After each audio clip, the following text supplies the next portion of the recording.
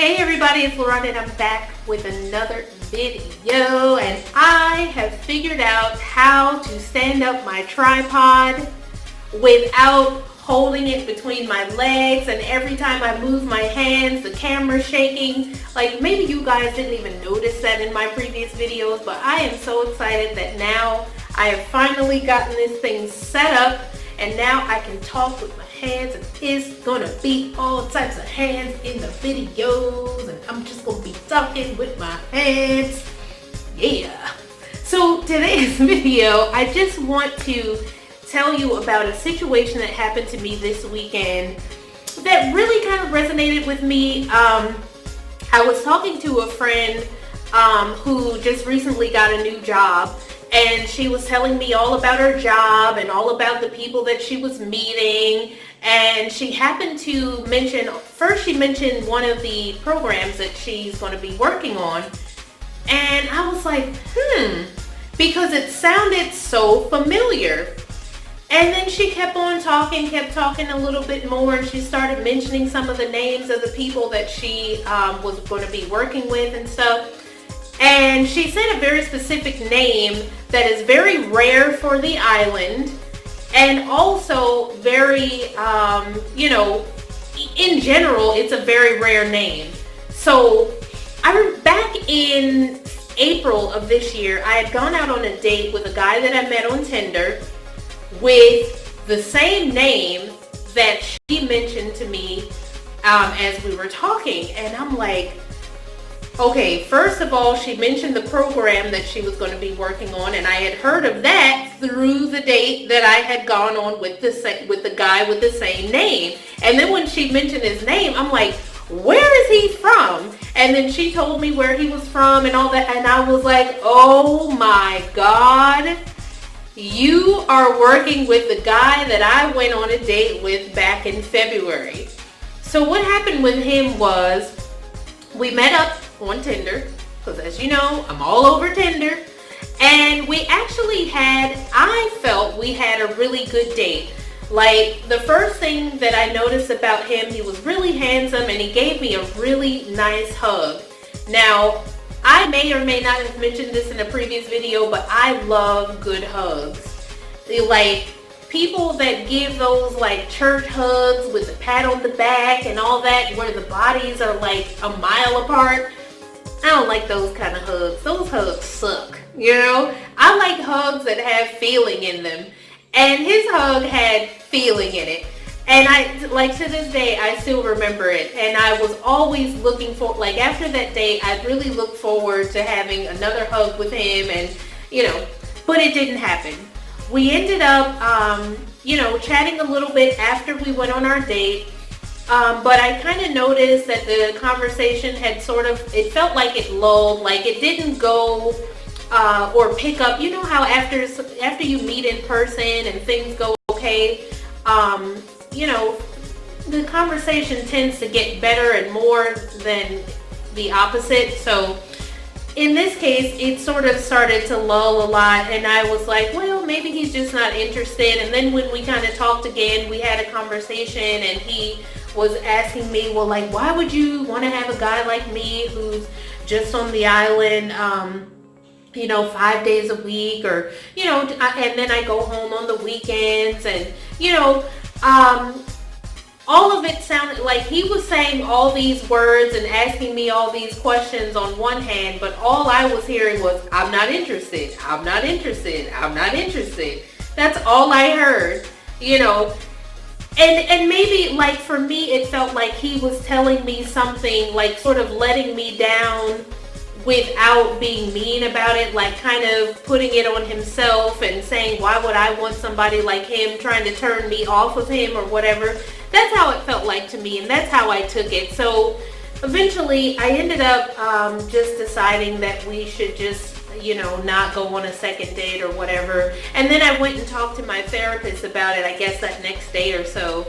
And she kind of made me feel like I made a hasty decision, like I wasn't giving it a chance to grow, and I guess running in fear, like getting out of it before he hurt me or whatever, like all of these things that she mentioned. And I sort of felt a little bit bad about it, but I didn't want to go through the whole thing of beating myself up about a decision that I made, because that's what my instincts were telling me. Like, as you guys know, I did my Swipe Around the World challenge. I have been to 18 countries since I was 35.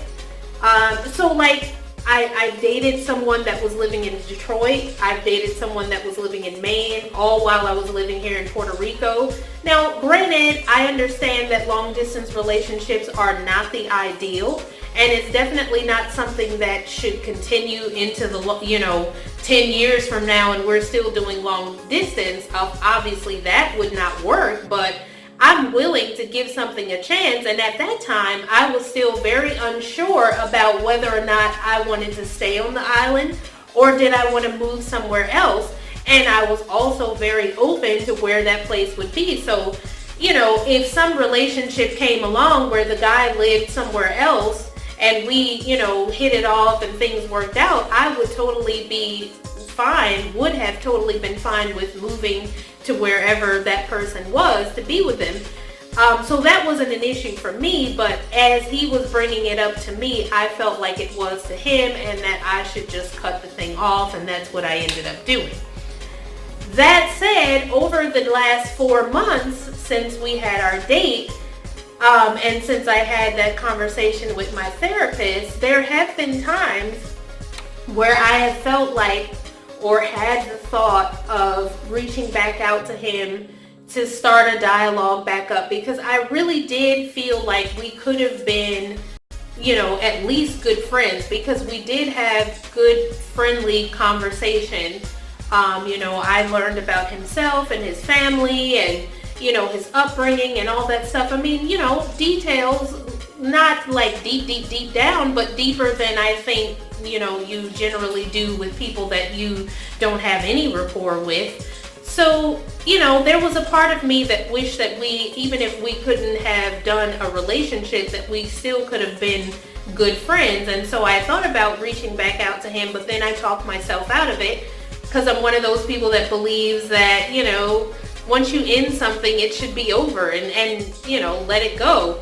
So anyway, when I'm talking to my friend and start putting 2 and 2 together and realizing that this is this guy, I was thinking, this is a sign that I am supposed to call him back or text him or get back in touch with him. So I did. I decided I was going to send him a text. I sent him a text.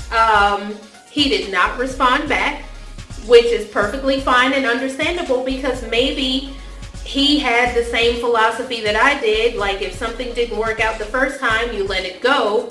Or maybe, like I really instinctually felt from the beginning, that he really truly was not interested.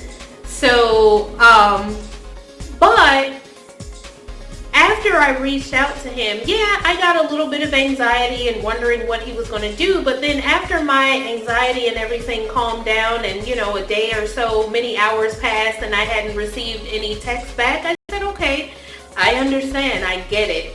I was really happy though that all in all, I had went ahead and I put my fear aside and I went ahead and messaged him anyway. And now I don't have to live with the what ifs. What if I had messaged him? What if we had gotten back in touch? What if things, could have been, what if some sort of friendship could have been rekindled or whatever? I don't have to worry about that now, because I reached out and he decided that he did not want to message back. And so now, like, I don't have to live with those regrets or what ifs. I don't know if I've ever talked about this time on my channel. I may have. I'll have to go back through the videos. But there was one time back in 2003, I found a guy on the subway and I saw him not once, but twice that day. This was in Philadelphia. So like, Philly is a much bigger city. It's very rare that you're going to run into, the same person on the subway twice in one day.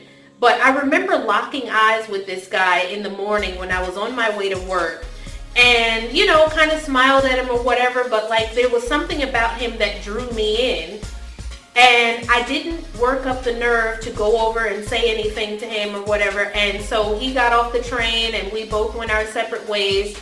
And then that evening when I was going back home, he was on the same train. Now, you know, sometimes those trains have 10, 12 cars. So for me to get back on the train and be on the same car with this guy again, and still I did not work up the courage to go and speak to him. And as you can see, it is 16 years later? And I still remember that episode. And I still, you know, I've kind of gotten over the regret of it then, but like I remember regretting it very hard because it was like I had an opportunity once and then another opportunity was presented to me and I did nothing with it. And so when you think about it, you know, I didn't want that to happen again. And that's kind of how I live my life about a lot of things now. You know, when opportunities present themselves or when you get signs or, you know, things happen randomly. Like, I don't believe in random happenstance things. And I do believe that, you know, it was maybe meant for me to reach out to him. I don't know why. I don't know that it's going to lead me anywhere but down a dead-end road because he has not written me back. But I do feel good about the fact that I put the fear aside and did it anyway. And that now I don't have to worry about it anymore. Like, I still think about, like, 16 years from now, hopefully I will not be thinking about, you know, what would have happened because I know, you know, I did it and I know. So it's not going to be 2003 all over again for me. I'm not going to keep repeating that pattern. So I just wanted to kind of share this with you guys and let you know, like, if there's somebody out there or some opportunity or thing that keeps sort of presenting itself to you and you keep kind of pushing it aside or whatever, next time just go ahead and do it. If you like somebody or your mind keeps telling you to go ahead and text somebody or pick up the phone and call them or email them, whatever, however you guys are doing it, do it. Because you don't want to live with the regret of looking back on things and being like, damn, I wish I had done this or that. Don't live like that. Just go ahead and do it. So I thank you guys so much for coming to my channel and watching this video. And I will see you in the next video. Happy dating, everybody. Bye. Moving on up in the YouTube world. You guys are going to be like, I wish he put his damn hands down. But guess what? It's going to be all types of hands all over the place, okay?